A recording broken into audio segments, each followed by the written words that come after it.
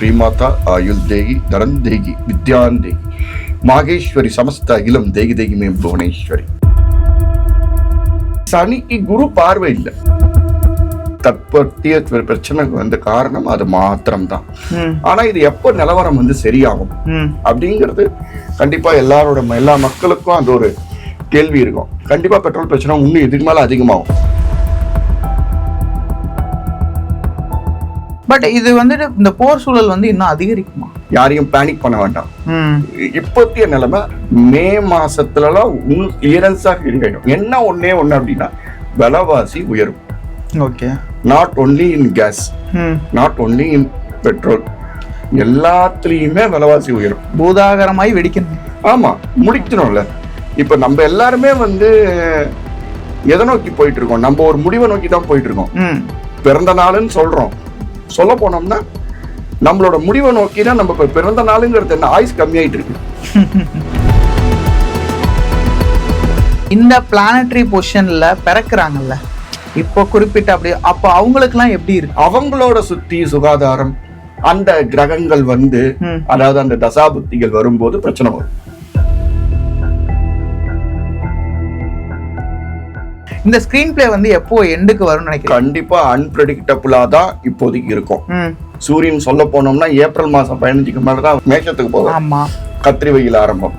So அந்த சமயத்துலதான் இன்னும் கொஞ்சம் கிளியரன்ஸ் கிடைக்கும். அது வரைக்கும் என்ன நடக்கும்னு சொல்ல முடியாது.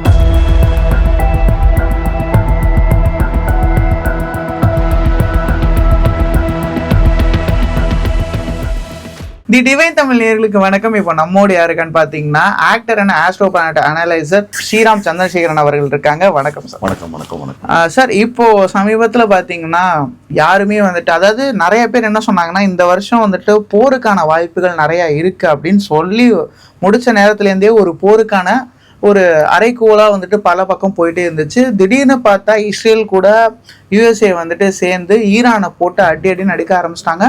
ஈரானுடைய முக்கிய தலைவரான அந்த கமேனியையும் வந்துட்டு கொண்டுட்டாங்க.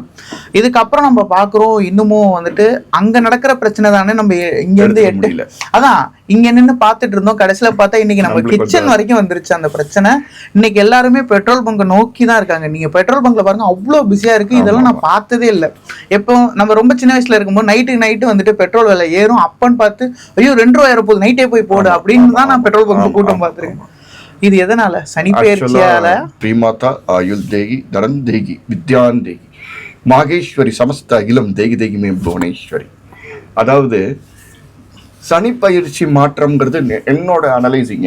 நாங்க பாக்குறதெல்லாம் திருக்கணித பஞ்சாங்கம், வாக்கிய பஞ்சாங்கம்ங்கிறது இப்பதான் 1 வருஷம் காலம் முன்னாடி ஆயிடுச்சு. பட் அப்ப வாக்கிய பஞ்சாங்கம் உண்மையா திருக்கணிதம் பஞ்சாங்கம் உண்மையாங்கிறது நான் இங்க விவாதம் பண்ண வரல. ஓகே, வாக்கியமும் உண்மை, திருக்கணிதமும் உண்மை. பட் அடுத்த அந்த இதுல பார்க்கும்போது சனி பயிற்சினால மாத்திரம் கிடையாது. கும்பத்துல ஆதாயஸ்தானமான காலபுருஷ தத்துவத்துக்கு 11ஆம் இடம் கும்பம். அந்த இடத்துல வந்து ராகு, சூரியன், செவ்வாய் எல்லாமே அங்க வந்து இடம் பெறுது. அது ஒரு பிரச்சனை. 2வது சனிக்கு குரு பார்வை இல்லை. சனி குரு வீட்டுல இருந்தாலும் சனிக்கு குரு பார்வை இல்லை. அது வந்து ஒரு மிகப்பெரிய ப்ராப்ளம். இதோட தற்பத்திய பிரச்சனைக்கு வந்து காரணம் அது மாத்திரம்தான். ஆனா இது எப்ப நிலவரம் வந்து சரியாகும் அப்படிங்கிறது கண்டிப்பா எல்லா மக்களுக்கும் அந்த ஒரு கேள்வி இருக்கும். கண்டிப்பா பெட்ரோல் பிரச்சனை இன்னும் இதுக்கு மேல அதிகமாகும். இல்ல இப்போ என்னன்னா, இப்போ இந்தியா மாதிரியான ஒரு நாட்டுல வந்துட்டு பெட்ரோலுக்கு வந்து தட்டுப்பாடு அப்படிங்கிறத தாண்டி இன்னும் ஒரு மத்திய அமைச்சகமோ இல்ல பிரதமரோ வந்துட்டு பெட்ரோல் தட்டுப்பாடு இருக்கு கொஞ்சம் பார்த்து செலவு பண்ணுங்கன்னு இன்னும் சொல்லலை. கேஸுக்கு மட்டும்தான் சொல்லியிருக்காங்க, எல்பிஜிக்கு மட்டும்தான் சொல்லியிருக்காங்க. அதுலயுமே நம்ம பார்த்தோம்னா உணவு வந்துட்டு தடைபடுது. அதாவது எப்படின்னா இதை கேஸுங்கிறது வந்து பொதுவாக வந்து மினரல்ஸ் இந்த விஷயங்கள் எல்லாத்தையும் வந்து சனி கூட தான் சேர்ப்பாங்க. உணவு இந்த மாதிரியான இதெல்லாம் வந்துட்டு புதன் கூட சேர்ப்பாங்க. பட் இது என்ன மாதிரியான பிளானட்டரி இது காம்பினேஷன்ல இப்படி ஒவ்வொன்றும் பாதிக்கப்படுது? நீங்க சொல்ற மாதிரி பெட்ரோல் அண்ட் கேஸ் ரெண்டுமே வந்து சனி தான் நம்ம எடுத்துக்கிறோம். உணவு வந்து அதனால பாதிக்கப்படக்கூடிய உணவு அதனால தானே. இப்ப அது 2 இருந்ததுன்னா நம்மளுக்கு இந்த பிரச்சனை வரப்போறது இல்லை. நம்மளுக்கு ஒன்றும் வளைச்சல் இல்லாம இல்லை. வளைச்சல் ஏதோ ஒன்று அம்பாலோட கிரகத்துல ஓடிக்கிட்டு இருக்கு. ஸோ இது காரணம் வந்து சனிதான், முற்றிலும் சனிதான். அந்த சனி வீட்டுல இத்தனை கிரகம் வீட்டுல இத்தனை கிரகம் இருக்கு, அதுக்கு வந்து குரு பார்வை இருக்கு மிதுனத்துல இருந்து. ஆனா அந்த வீட்டின் அதிபதிக்கு பார்வை இல்லை. எப்போதுமே ஒரு இடத்துல இப்ப நம்ம இங்க இருக்கோம், நீங்க ஷூட் பண்ணிட்டு இருக்கீங்க, இங்க கேமராமேன்ஸ் இருக்காங்க, இவங்களை தவிர ஒரு 10 பேர் இருந்தா அவங்களால ஷூட் பண்ண முடியாது. அது நண்பர்களா இருக்கட்டும், எதிரிகளா இருக்கட்டும், ஒரு மாதிரி நச நச நச நசன்னு இருக்கும், பிரச்சனை இருக்கும். அப்போ அந்த ஒரு கிளியரன்ஸ் ஆனது பிறகு இப்ப வந்து மார்ச் 12 இல்லையா, ஏப்ரல் 10க்கு மேலதான் அப்ப வந்து உங்களுக்கு கொஞ்சம் கொஞ்சமா கிளியரன்ஸ் ஆகி ஏப்ரல் 15க்கு மேல நல்லா கிளியரன்ஸ் ஆயிடும். Okay sir. இப்போ இந்த போர் சூழல் அப்படிங்கிறது வந்து எங்கேயோ இருக்கிற, அதாவது ஏசியாவில் நம்ம இந்த சைடு இருக்கோம், நம்மளை வந்து பாதிப்பை ஏற்படுத்திட்டு இருக்கு. தமிழ்நாட்டில் ஒரு குக்கிராமம் வரைக்குமான ஒரு பாதிப்பை வந்து ஏற்படுத்தியிருக்கு. நிறைய பேர் விறகடுப்பை நோக்கி பயணப்பட்டிருக்காங்க. எல்லாருக்குமே ஒரு பீதி இருக்கு, பெட்ரோல் என்ன இருந்துச்சுன்னா என்ன ஆயிட்டு ஃபுல் டேங்க் இது பண்றதுக்காக ஆட்கள்லாம் வெயிட் பண்ணிட்டு இருக்கோம். பட் இது வந்துட்டு இந்த போர் சூழல் வந்து இன்னும் அதிகரிக்குமா? ரொம்ப அதிகரிக்காது, பட் இப்போதைக்கு அதிகரிக்காது.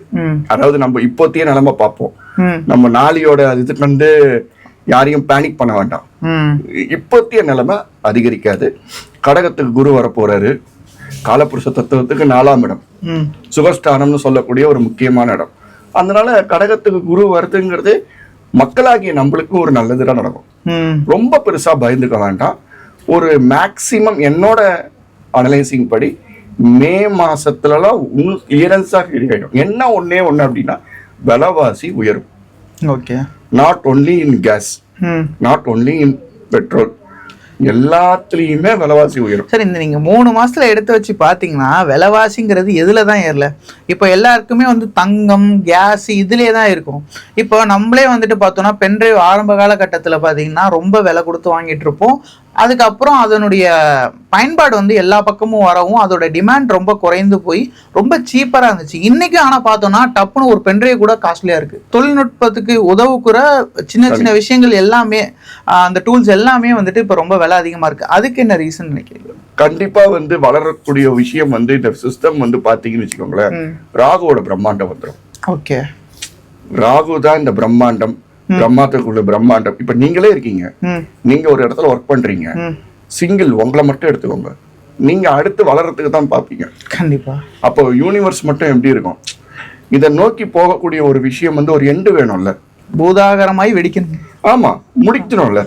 இப்ப நம்ம எல்லாருமே வந்து எதை நோக்கி போயிட்டு இருக்கோம்? நம்ம ஒரு முடிவை நோக்கி தான் போயிட்டு இருக்கோம். பிறந்த நாளுன்னு சொல்றோம், சொல்ல போனோம்னா நம்மளோட முடிவை நோக்கி தான். நம்ம பிறந்த நாளுங்கிறது என்ன, ஆயுஸ் கம்மியாயிட்டு இருக்கு, அதை யாரும் புரிஞ்சுக்கிறது இல்ல. பிறந்த நாளுக்கு கேக் வெட்டுறோம், பிறந்த நாளுக்கு ஆயுஷ் ஹோமம் பண்றோம், இதெல்லாம் உண்மை. ஆனா இந்த பிறந்த நாளைக்கு என்ன விஷயம்? ஒவ்வொரு தொடக்கத்துக்கான நாளையும் வந்துட்டு நம்ம முடிவுக்கான நாளா தான் பார்க்க வேண்டியது, இதுதான் உண்மை. ஸோ அதே மாதிரி இதோட பிரம்மாண்டம் ஒரு அளவுல வந்து இதுவாயிடும். Okay sir. இப்போ இந்த கும்பத்துல இருக்கிற அந்த 5 பிளானட்டரி பொசிஷன்ஸ் அப்படிங்கிறது வந்துட்டு பொதுவா வந்து இப்போ ஒரு ஒரு ஒரு கிரகண சேர்க்கையில வந்துட்டு இந்த மாதிரி ஒரு 5-6 பிளானட் பொசிஷன்ஸ் இருந்தாலே அது பூதாகரமா பார்க்கப்படுற ஒரு காலகட்டம் இருக்கு. ஏன்னா இதுக்கு முன்னாடி அப்படி நடக்கும்போது லாக்டவுன்ஸ் வந்து கொரோனா வந்துச்சு, இந்த மாதிரியான விஷயங்கள் போச்சு. இப்போ இப்படி நடக்கும்போது பார்த்தா நமக்கு பக்குன்னு தான் இருக்கு. ஏன்னா டப்புன்னு விலைவாசி ஏறுது, ஒரு பக்கம் பார்த்தா போரும் போயிட்டு இருக்கு, என்ன நடக்குதுன்னே தெரியல. இங்க அரசியல் சூழலா இருக்கட்டும், அரசியல் சூழல்ல வந்து நிறைய மாற்றங்கள் ஏற்படும், எதோ நடக்குது, திடீர்னு ஒரு அல்டிமேட்டா இருக்கு.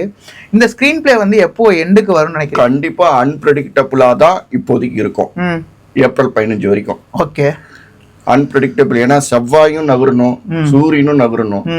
சூரியன் சொல்ல போனோம்னா ஏப்ரல் மாசம் 15க்கு மேலதான் அவர் வந்து இதுக்கு போவார், மேஷத்துக்கு போவார், கத்திரி வெயில் ஆரம்பம். சோ அந்த சமயத்துல தான் இன்னும் கொஞ்சம் கிளியரன்ஸ் கிடைக்கும். அது வரைக்கும் என்ன நடக்கும்னே சொல்ல முடியாது.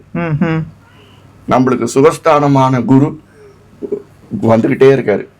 அவர் வர வர ஒண்ணு 9 பிளானட்ல அந்த குருன்னு ஒட்டாலும் இல்லைன்னா இனி யாருமே இருக்க முடியாது.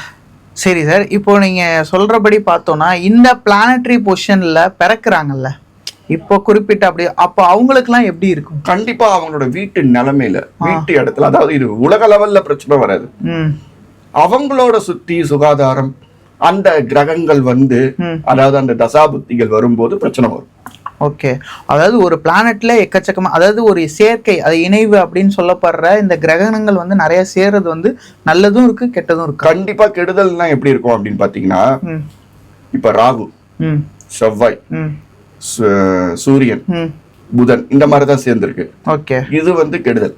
ம் ராகுவோட செவ்வாய் சேருது, அதுவும் சனியோட வீட்டுல. ம் இதுவே வந்து சுக்கிரன், ம் சுக்கிரனோட சேர்ந்த குரு பாக்குறாரு. ம் சுக்கிரன் தனித்துவமா ஒரு வேலை செய்ய முடியலனாலும், ம் ஆனா சுக்கிரன் வந்து கெடுக்க மாட்டாரு.